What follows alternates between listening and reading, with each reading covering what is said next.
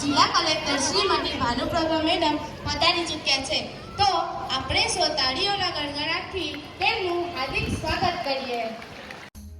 દીવમાં પ્રવેશ ઉત્સવ કાર્યક્રમમાં ટોપર, નીટ અને ક્લેટ પાસ કરનારા વિદ્યાર્થીઓનું એફએસ ગૌરવ રાજાવત સાહેબ દ્વારા સન્માન. સમગ્ર દીવ જિલ્લાની સરકારી શાળાઓમાં પ્રવેશ ઉત્સવનો ભવ્ય કાર્યક્રમ યોજાયો. આ શાળાઓમાં અલગ અલગ અધિકારીઓ ખાસ ઉપસ્થિત રહ્યા અને નાના નાના ભૂલકાઓનું સન્માન કરી અને શાળામાં પ્રવેશ કરાવ્યો. વરાંગબરામાં હાયર સેકન્ડરી ગર્લ્સ સ્કૂલમાં પ્રદેશના ફાઇનાન્સ સેક્રેટરી ગૌરવ રાજાવત સાહેબના નેતૃત્વમાં પ્રવેશ ઉત્સવનો ભવ્ય કાર્યક્રમ થયો, જેમાં દીવ કલેક્ટર ભાનુપ્રભા મેડમ પણ ઉપસ્થિત રહ્યા. કાર્યક્રમની શરૂઆતમાં ગૌરવ રાજાવત સાહેબે બાળકોને તિલક કરી અને ઘોડા ઉપર બેસાડી ઢોલ નગારા વગાડી પ્રવેશ આપ્યો. ત્યારબાદ દીપ પ્રાગટ્ય, દેશભક્તિ ગીત અને મુખ્ય મહેમાનોનું સ્વાગત કરવામાં આવ્યું અને પ્રથમ ધોરણમાં પ્રવેશ મેળવનારા વિદ્યાર્થીઓને fruit, school bag, stationery kit, પાણીની બોટલ અને યુનિફોર્મ આપી પ્રોત્સાહિત કરાયા.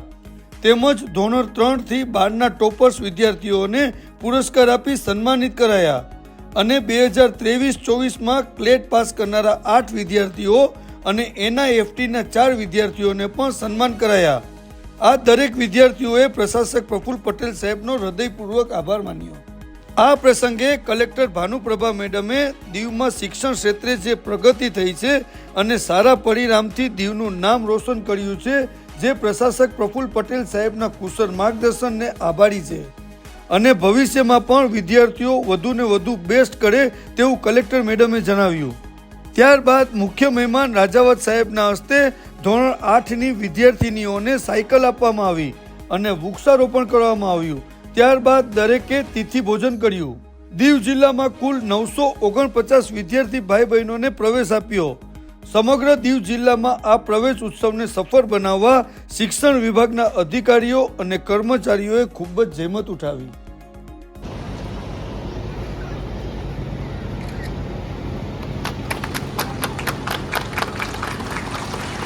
તાળીઓનો ગણગણાટ અટકવો ન જોઈએ. દાદરાનગર હવેલીના ફાઇનાન્સ સેક્રેટરી આદરણીય શ્રી ગૌરવસિંહ રાજાવત સાહેબ, દીવ જિલ્લા કલેક્ટર શ્રીમતી ભાનુપ્રભા મેડમ, દીવ જિલ્લા પંચાયત પ્રમુખ શ્રી રામજીભાઈ, વરાંગબરા પંચાયતના સરપંચ શ્રી નરસિંહભાઈ, જિલ્લા પંચાયતના સભ્ય અમૃતાબેન તથા નાનજીભાઈ તથા મીનાક્ષીબેન તથા શિક્ષણ અધિકારી સાહેબ શ્રી સિંહ સાહેબ અને મંચ પર બિરાજમાન તમામ મંચસ્થ મહાનુભાવો, મીડિયાકર્મીઓ અને નાના નાના બાળકો તથા તમામનું હું શાળા પરિવાર તરફથી હાર્દિક સ્વાગત કરું છું.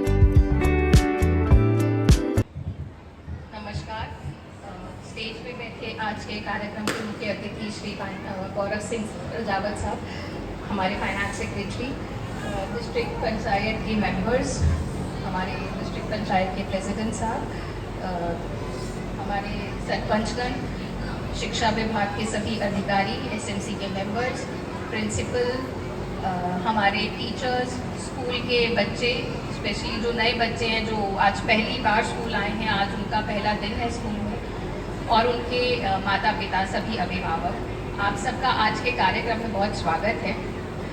आज हम सबके लिए बहुत खुशी की बात है कि आप जैसे नन्हे मुन्ने आज बच्चे अपने जीवन का एक नया सफ़र शुरू करेंगे। आज वो पहली बार स्कूल आए हैं। ऐसे कुल 950 बच्चे आज सरकारी स्कूलों में एडमिशन ले रहे हैं और इन्हीं के साथ साथ 235 ऐसे बच्चे आज जलाराम के प्रांगण में नए स्कूलों में और आंगनवाड़ियों में जुड़ेंगे। तो आप सबके लिए बहुत बड़ा दिन होता है, क्योंकि अभी तक सब बच्चे घर पर होते हैं और आज पहली बार वो घर से बाहर निकलेंगे। कुछ बच्चे आंगनवाड़ी में जाएंगे और कुछ बच्चे हमारे साथ स्कूलों में जुड़ेंगे। आज से आपके जीवन को एक नई दिशा मिले, इस तरफ आप भी काम करना शुरू करते हैं, अभिभावक भी, हमारे टीचर्स भी। तो ये हम सबके लिए बहुत जिम्मेदारी का काम होता है। आज से बच्चे पढ़ाई में लग जाएंगे, उनके पेरेंट्स थोड़ा प्रेशर में आते हैं, थोड़ा प्रेशर बच्चों पे भी जाएगा। तो आप सबसे ये एक रिक्वेस्ट रहेगी कि आने वाले समय में पढ़ाई तो करें बच्चे, मगर उनके साथ साथ उनका बाकी सब रुचियों में भी टाइम जाए, ये आप सबको ध्यान देना है। और टीचर्स को खास कर ये ध्यान देना है कि बच्चों को पढ़ाई मज़ेदार लगे। इसमें आप सबका सबसे अहम भूमिका रहती है। अगर आप चाहें तो बच्चा स्कूल में रोते रोते आएगा, अगर आप चाहेंगे तो बच्चा खेलते खेलते हंसते खेलते आएगा। तो आप सबको इस तरह से अपनी क्लासरूम्स को रखना है, स्कूल्स को रखना है कि बच्चा स्कूल आना चाहे। जैसे कई बार हम देखते हैं कि आंगनवाड़ियों में बच्चों को इतना अच्छा लगता है कि वो संडे को भी अपनी मदर्स को बोलते हैं कि मुझे आज आंगनवाड़ी जाना है, सिर्फ इसलिए क्योंकि उनको आंगनवाड़ी में वो खिलौने हैं, वो माहौल है। वैसा माहौल हम सबको यहाँ बनाना है। इसके साथ साथ आज हमने देखा कि ड्यू के बच्चे ना केवल ड्यू के कॉलेजेस में एडमिशन ले रहे हैं, बट नेशनल लेवल की जो इंस्टीट्यूट्स होते हैं, जैसे फैशन टेक्नोलॉजी के लिए निफ्ट है या नेशनल लॉ यूनिवर्सिटीज़ हैं, उसमें ड्यू के बच्चे जा रहे हैं। ये हम सब के लिए बहुत गर्व की बात है कि जो माननीय प्रशासक साहब का एक विजन है कि ड्यू का बच्चा, दमन का बच्चा, सिलवासा का बच्चा ना केवल यहीं अपने प्रदेश में रहकर पढ़ाई करे, मगर देश की बड़ी बड़ी इंस्टीट्यूट्स में एडमिशन ले। उन्हीं का एक विजन है कि स्कूल्स में, कॉलेजेस में हम उनको इस तरह से तैयार करें कि कॉम्पिटिटिव एग्जाम्स में हमारे बच्चे अच्छे मेरिट पर आए। उसी का रिजल्ट ये है कि पहली बार ड्यू के इतिहास में 10 बच्चों ने नेशनल लॉ यूनिवर्सिटी का एक एग्ज़ाम होता है CLAT क्लैट, और पहली बार 10 बच्चों ने वो एग्ज़ाम क्वालिफाई किया है, जो हम सबके लिए बहुत गर्व की बात है। और इसमें और भी ज़्यादा गर्व की बात यह है कि उन 10 में से 8 तो बच्चियां ही हैं। तो हमारी लड़कियां लड़कों को पछाड़ते हुए GNLU, जो गांधीनगर नेशनल लॉ यूनिवर्सिटी का इंस्टीट्यूट है, वहाँ हमारी लड़कियां लड़कों को पछाड़ते हुए आगे निकली। इसमें अब और भी फक्र की बात हमारे लिए है कि इसमें से एक बच्ची एक ऑटो ड्राइवर की बेटी है, एक बच्ची है जिसकी मदर विडो है।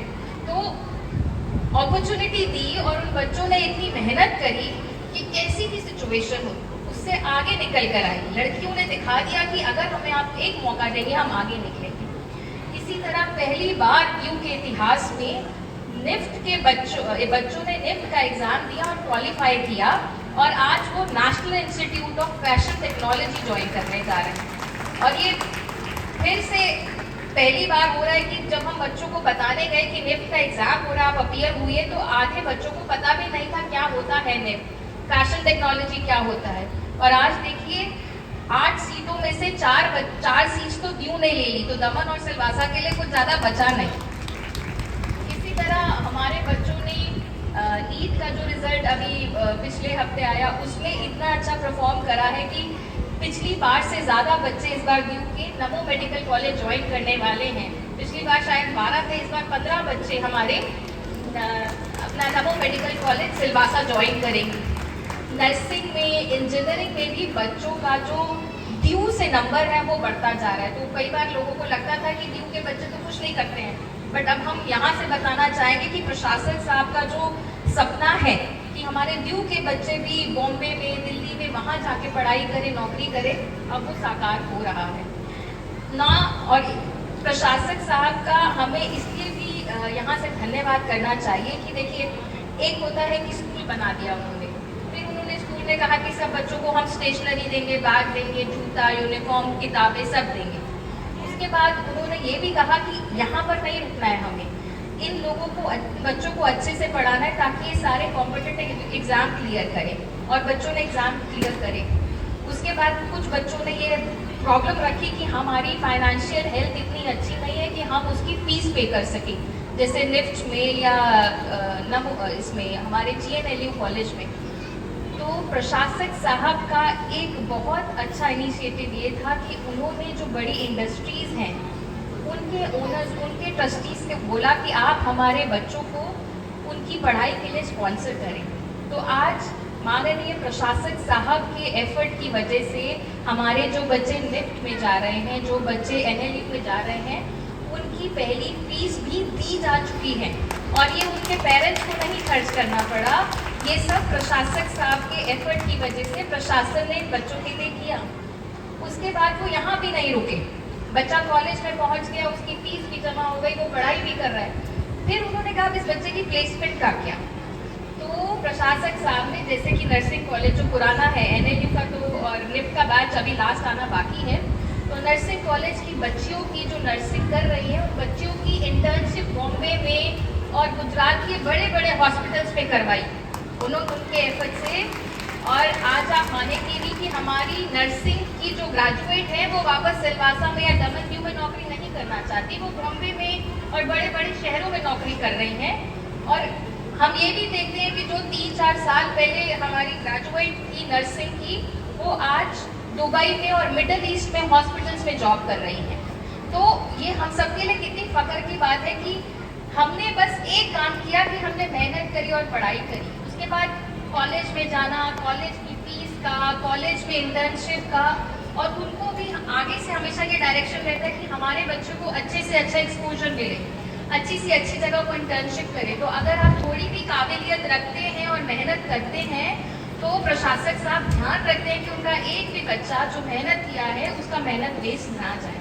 तो अब हम सब की ये जिम्मेदारी बनती है कि जब प्रशासन हमारे लिए इतना कर रहा है, तो हम मन लगा के अच्छे से पढ़ाई करें, और जितने भी टीचर्स हैं, एजुकेशन डिपार्टमेंट के ऑफिसर्स हैं, आप लोगों को ध्यान रखना है कि अपनी तरफ से हम कोई कमी ना रखें इन बच्चों की ग्रोथ और डेवलपमेंट के लिए।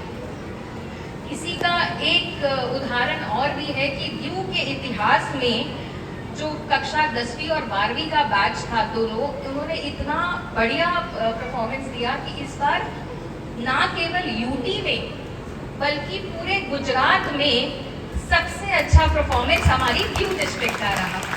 तो कुल मिला के 36 डिस्ट्रिक्ट्स हैं एजुकेशन के हिसाब से गुजरात में, और 3 डिस्ट्रिक्ट्स है यूटी की। तो कुल 39 डिस्ट्रिक्ट्स में सबसे बढ़िया और सबसे ऊंची परफॉर्मेंस दीव की रही है। तो ये कितनी अच्छी बात है कि कहाँ हम सबसे पीछे हुआ करते थे। हमारे अगर हम पास परसेंटेज देखते थे तो 10वीं में 100 में से 40, 45, 50% बच्चे पास हुआ करते थे, और वो भी बिल्कुल बॉर्डर लाइन पासिंग मार्क्स पर।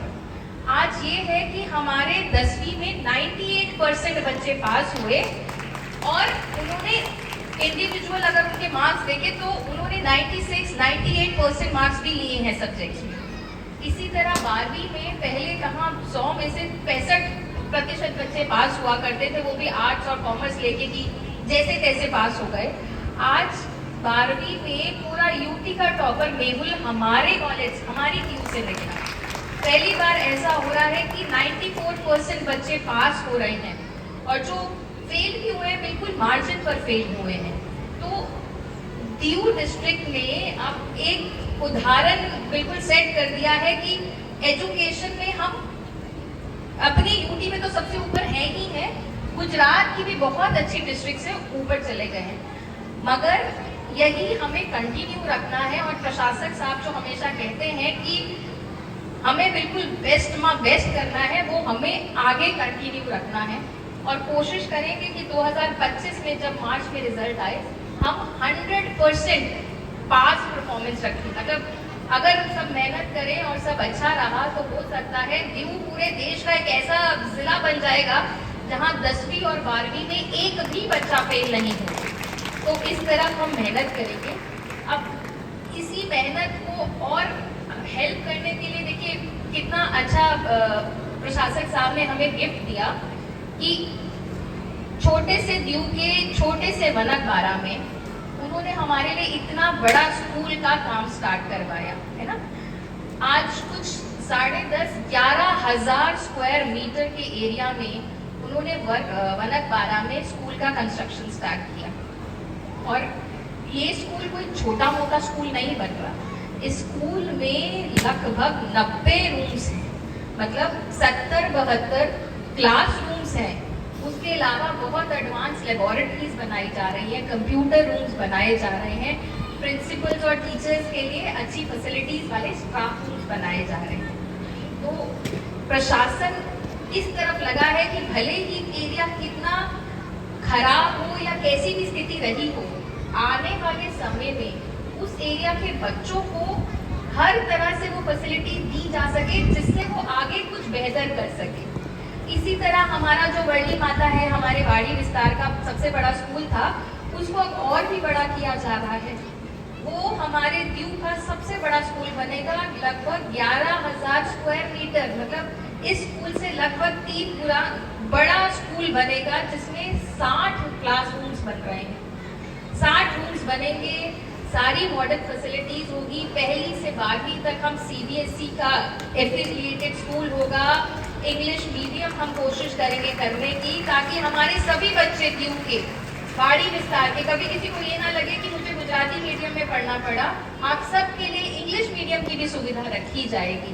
हम चाहेंगे कि CBSE से हमारे स्कूल एफिलिएटेड हो ताकि हमारे बच्चों को और बेहतर सीखने को मिले। और कल को मान लीजिए कभी किसी का दिल्ली या किसी और जगह पेरेंट्स का ट्रांसफर हो जाए तो उनको ये दिक्कत ना आए कि हम एक बोर्ड से दूसरे बोर्ड में बच्चों को कैसे लेकर जाएं।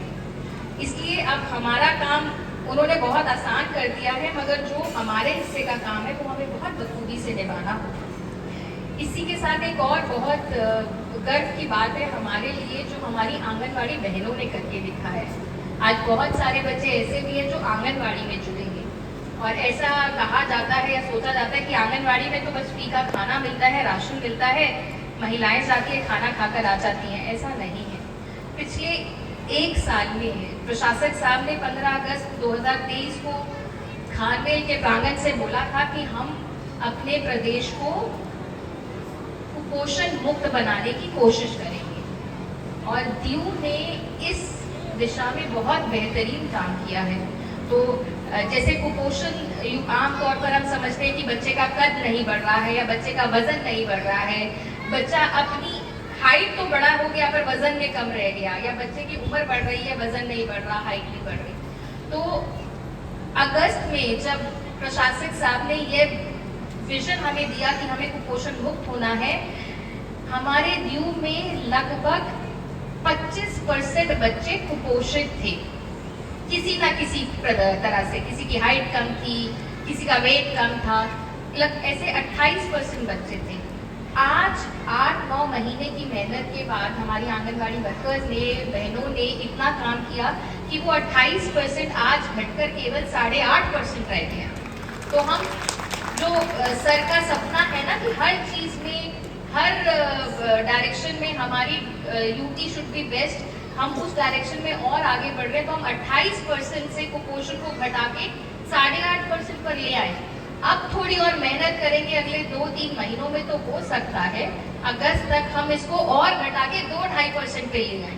तो इसमें फिर जितनी भी आंगनवाड़ी की महिलाएं हैं, बहनें हैं, उनका बहुत रोल रहेगा। और जितने भी स्कूल में बच्चे आ रहे हैं, मैंने एजुकेशन डिपार्टमेंट को बोला है सर कि हम कल से ही जो बच्चे एंटर कर रहे हैं इनका हाइट और वेट लेंगे और इसको क्वार्टरली रिपीट करेंगे। तो जैसे जून में, सितंबर में, दिसंबर में और मार्च में, तो जितने कुपोषित बच्चे आइडेंटिफाई करेंगे इन पर ज़्यादा ध्यान देना है। तो हमारे 3 साल से लेकर जब बच्चा आंगनबाड़ी में आता है से लेकर 18 साल तक जब बच्चा स्कूल से निकले, इस पूरे टेन्योर में बच्चा कभी भी कुपोषित नहीं होना चाहिए, स्पेशली लड़कियां। तो हम सब इस डायरेक्शन में काम करेंगे और हो सकता है अगले 1 साल में अगर हम सब सही तरीके से एकजुट होकर मेहनत करें, DU में कोई भी कुपोषित बच्चा ना मिले। और इसके लिए क्रेडिट हम अपने जो हमारे श्रेष्ठ जन हैं, हमारे इलेक्टेड मेंबर्स हैं, इन्होंने सब आंगनवाड़ी को अडॉप्ट किया और वहाँ पर भी इन्होंने हेल्प किया, मॉनिटरिंग करी। इन सबका क्रेडिट आपको भी जाता है। आप सब ऐसे ही आंगनबाड़ी में जाते रहिए और अपनी तरफ से जितना एफर्ट, जितना हेल्प आप कर सकते हैं हमारा करिएगा। बस यही सब के साथ मैं अपनी वाणी को विराम दूंगी और आप सभी जो लोग यहाँ बैठे हैं उन सबको फिर एक चीज़ कहेंगे कि प्रशासन अपनी तरफ से जितना कर सकता है कर रहा है और बहुत अच्छे से कर रहा है। थोड़ी मेहनत अब हम सबको इंडिविजुअल लेवल पे करनी है।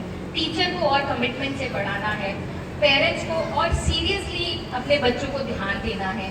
जितने इलेक्टेड मेंबर्स हैं उनको अपने एरियाज में सुपरविजन बढ़ानी, ताकि हम सब अगर अपने अपना रोल, अपनी अपनी भूमिका बहुत अच्छे से निभाएंगे तो हमने दिखा दिया शिक्षा के क्षेत्र में कि DU ना केवल प्रदेश को मतलब गुजरात की डिस्ट्रिक्ट को भी पछाड़ दिया हमने।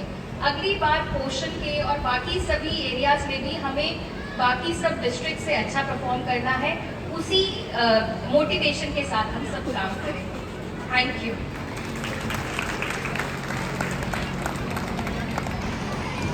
आभार मैम।